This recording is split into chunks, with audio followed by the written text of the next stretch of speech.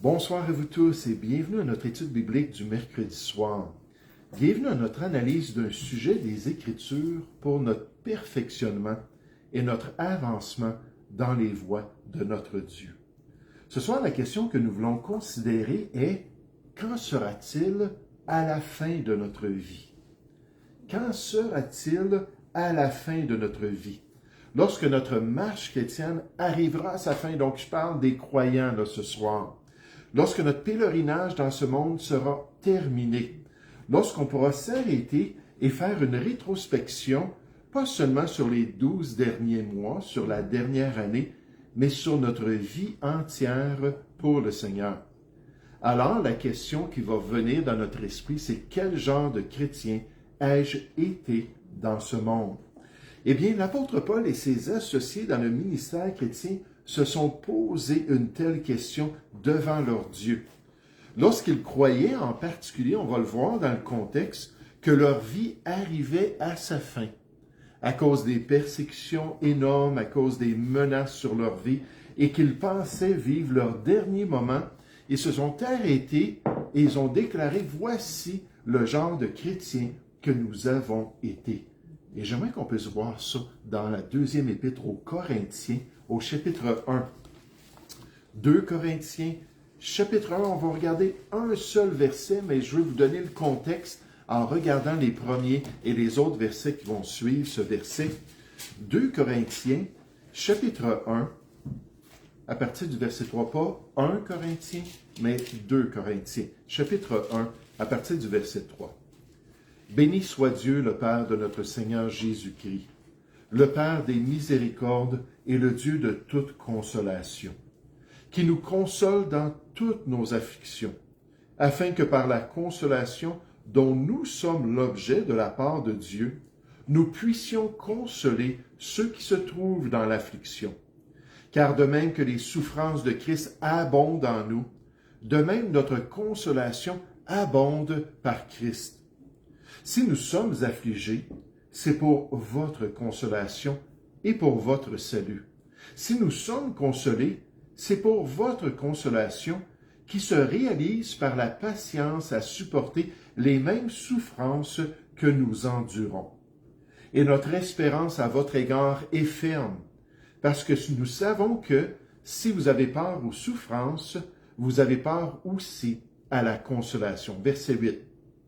Nous ne voulons pas en effet vous laisser ignorer, frères, au sujet de l'affliction qui nous est survenue en Asie, que nous avons été excessivement accablés, au-delà de nos forces, de telle sorte que nous désespérions même de conserver la vie.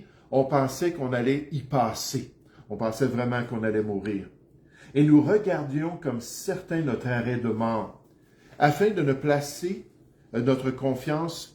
placer notre confiance en nous-mêmes, mais de la placer en Dieu qui ressuscite les morts. C'est lui qui nous a délivrés et qui nous délivrera d'une telle mort.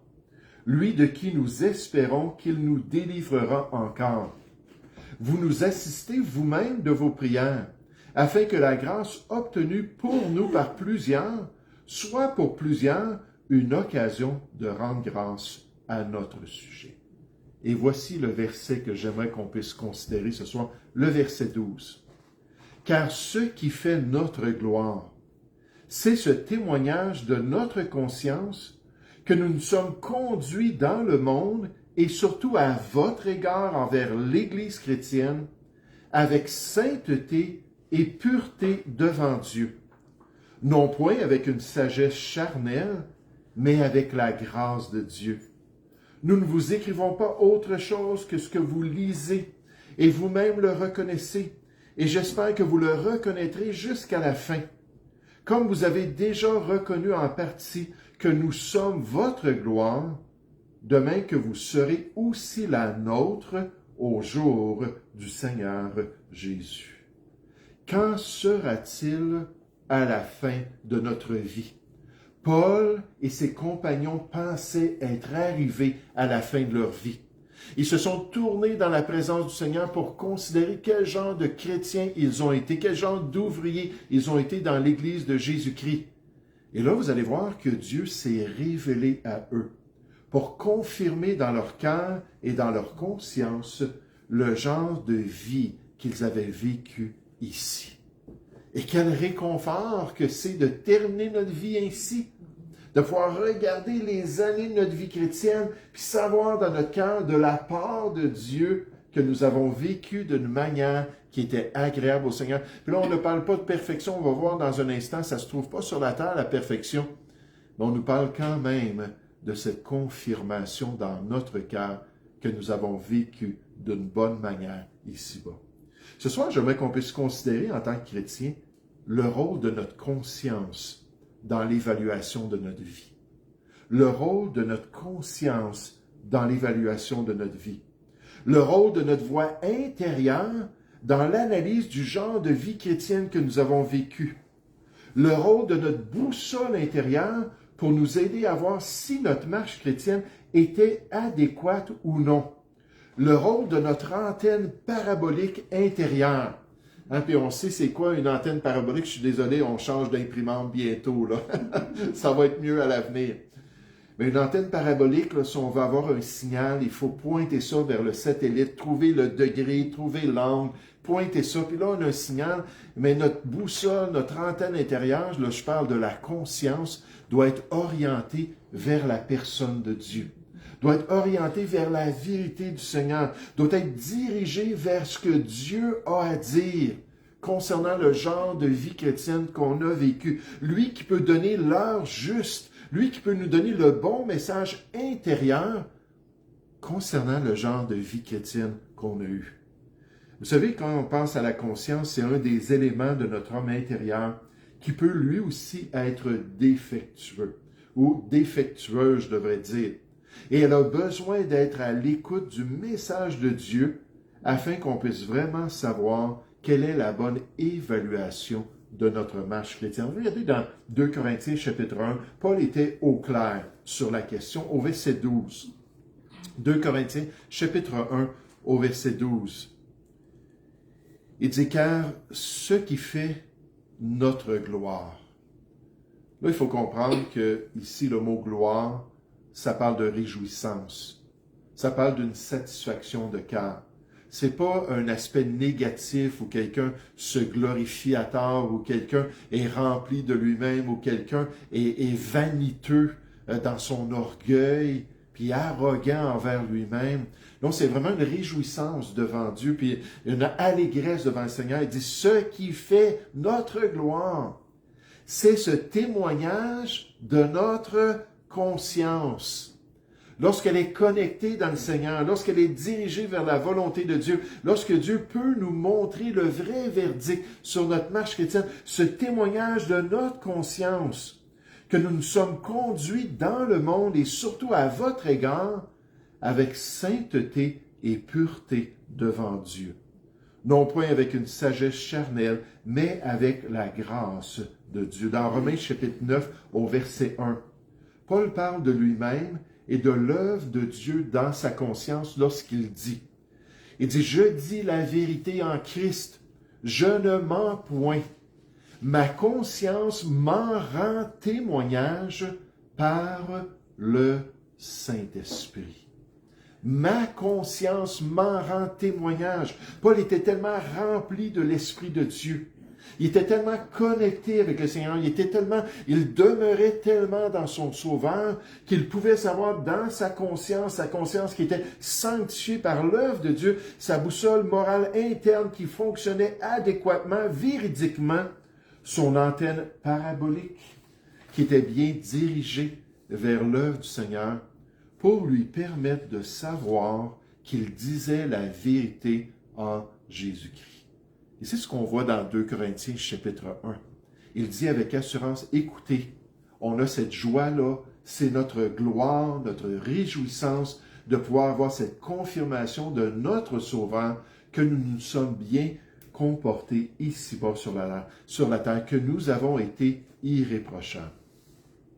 À la lumière de cela, qu'en est-il de nous? Quel genre de témoignage interne avons-nous?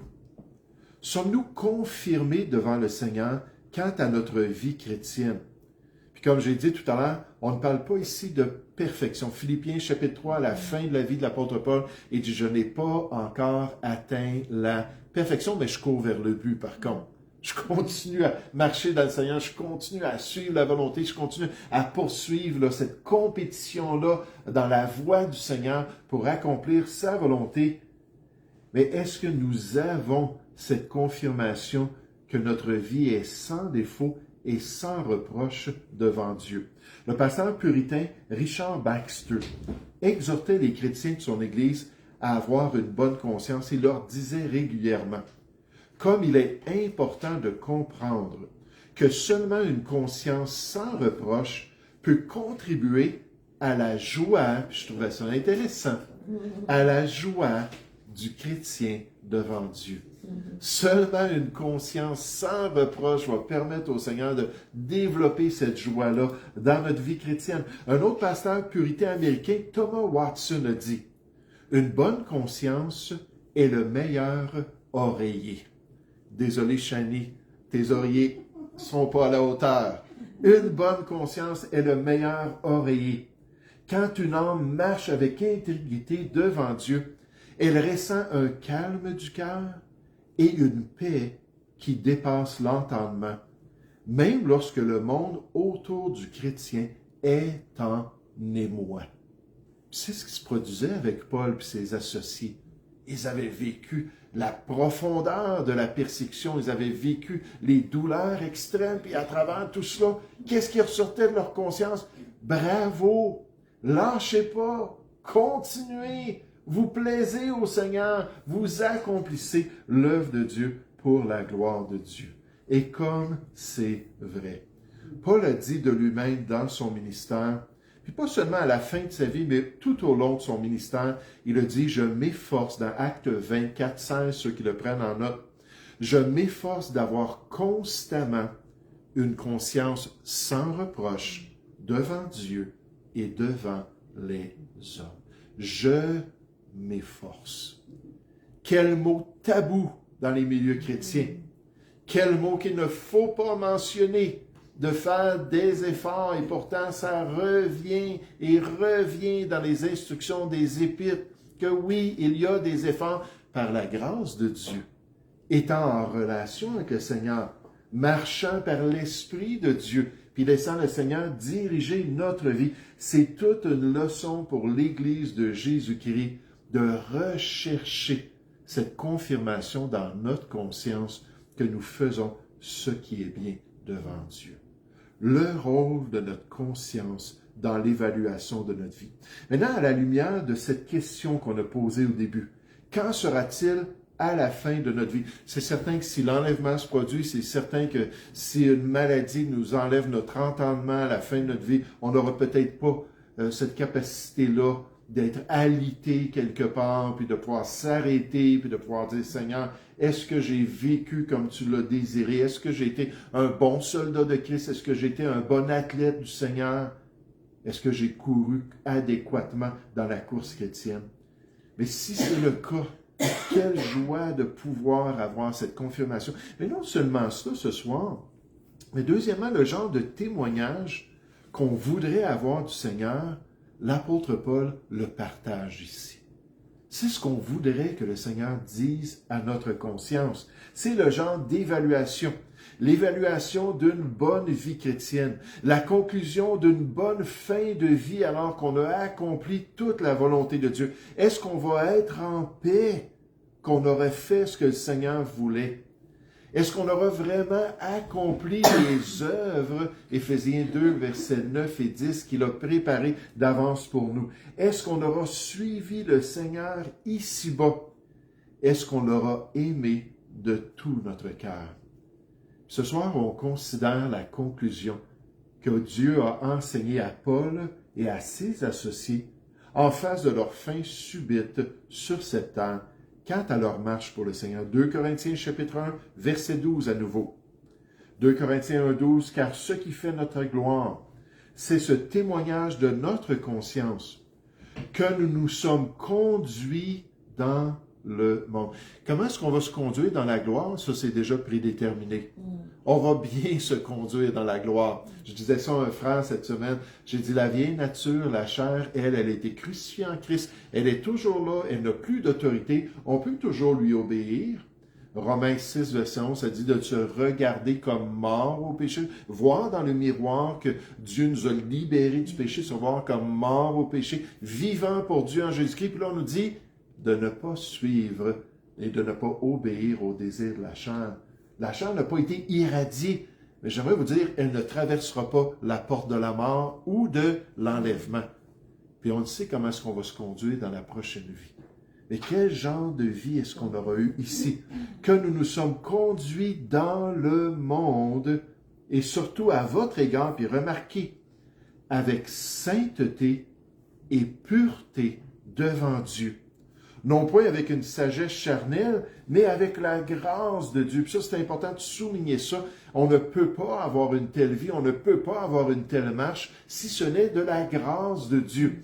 Et dans 1 Corinthiens 15, au verset 10, Paul dit, « Par la grâce de Dieu, je suis ce que je suis. Et sa grâce envers moi n'a pas été vaine, loin de là. J'ai travaillé plus que tous dans le service chrétien. » Puis il dit, « Non pas moi, toutefois, mais la grâce de Dieu qui agit en moi. » Et Paul pouvait faire toutes choses, Philippiens 4.13, à cause de cette grâce de Dieu-là qui l'accompagnait.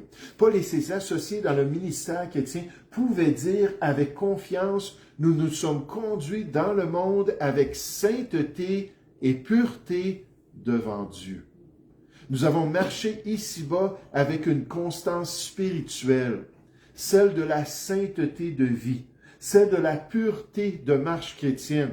Nous avons été fidèles à bien nous conduire et à bien honorer le Seigneur dans l'œuvre que Dieu voulait qu'on puisse accomplir. Et moi, je peux juste dire, wow, quelle grâce le Seigneur nous offre pour pouvoir bien nous conduire. Quel soutien d'une vie de sainteté et de pureté pour sa gloire. Quelle merveille de pouvoir dépendre de lui tout au long de notre vie chrétienne, pour lui plaire et l'honorer par notre spiritualité qui vient de sa grâce, qui vient de son soutien. J'aime tellement ce que Pierre enseigne aux chrétiens lorsqu'il leur dit dans 1 Pierre chapitre 1, versets 15 et 16, il leur dit, « Puisque celui qui vous a appelé est saint, vous aussi, soyez saints dans toute votre conduite, selon qu'il est écrit, vous serez saints, car je suis saint. » Donc, il dit, vous aussi, soyez saints. Ça, c'est un des éléments. En fait, c'est lié. Quand on voit la sainteté puis la pureté, la sainteté, ça inclut de la pureté.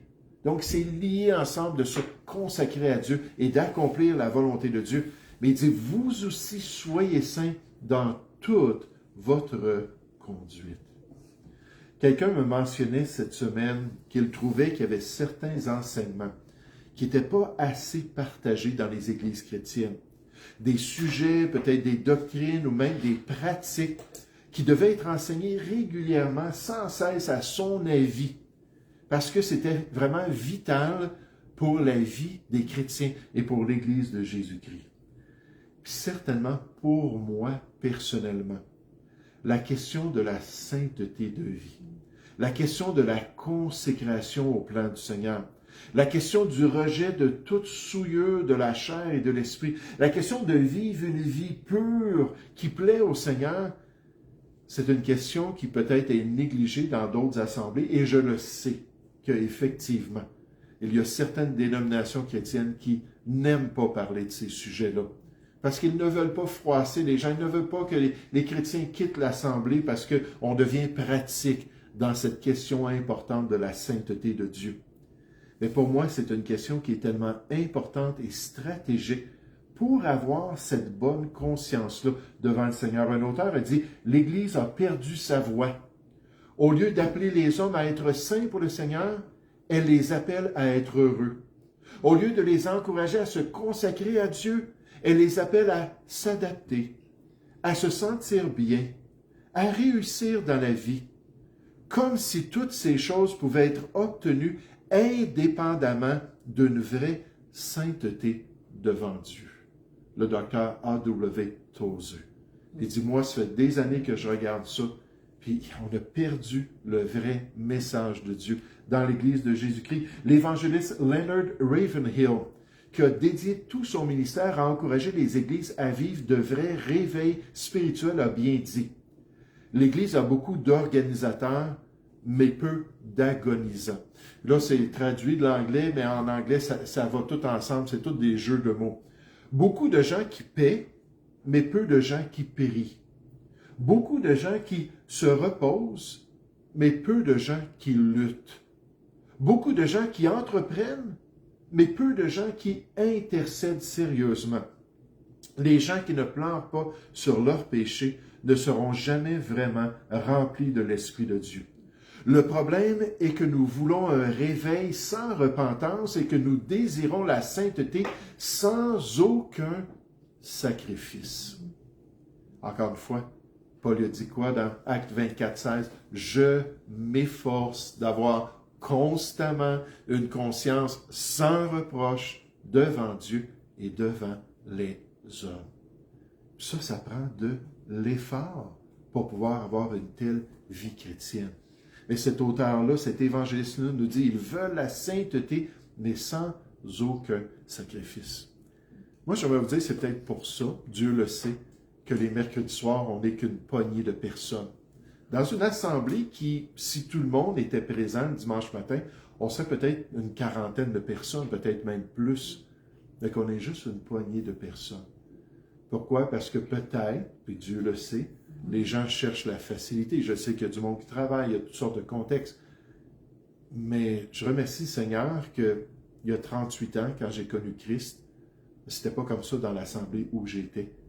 C'était pas le confort que les gens recherchaient.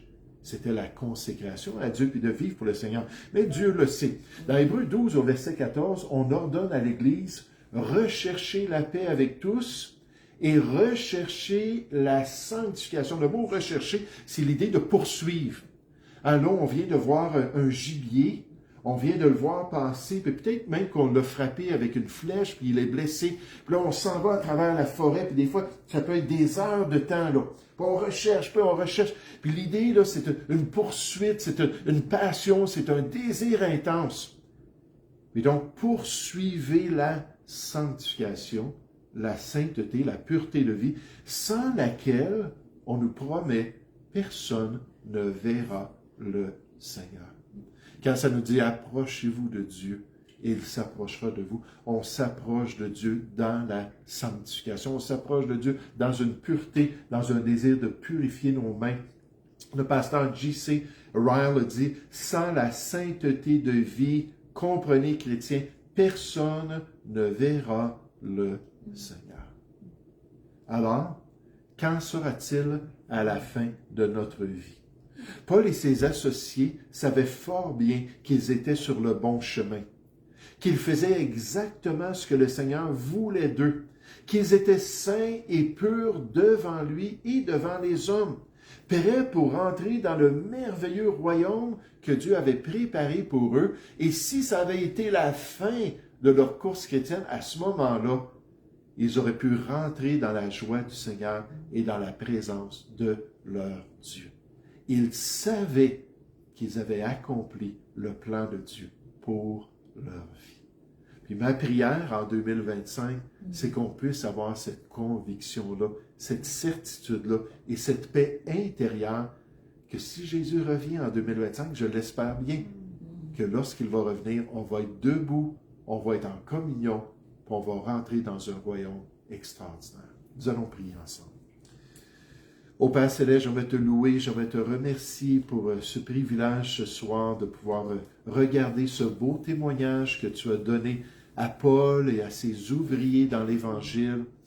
Et Seigneur, cette conviction de cœur, malgré les immenses difficultés, les épreuves, les tribulations qu'ils vivaient, et cette certitude intérieure qu'ils ont partagée avec les Corinthiens, qu'ils avaient poursuivi la sainteté et la pureté de vie, qu'ils avaient accompli ta volonté. Ô Père Céleste, je te prie pour les chrétiens qui nous écoutent par Internet ce soir, je te prie pour les gens au Bon Berger. Je te prie, Seigneur, pour un réveil, mais je sais que ça ne se fera pas sans effort. Et je te prie, Seigneur, que tu puisses convaincre par ton Saint-Esprit, pour que les chrétiens soient prêts à relever leurs manches, Seigneur. Devant toi, ils vont rendre compte à toi, on va les aimer, peu importe, mais qu'ils soient prêts à relever leurs manches. Et si tu viens en 2025 ou s'ils quittent ce monde, si le souffle de vie leur est enlevé, qu'ils puissent savoir, eux aussi, Seigneur, qu'ils ont couru la course avec persévérance et qu'ils ont accompli ta volonté. Bénis-nous abondamment, nous te prions, au nom du Seigneur Jésus. Amen.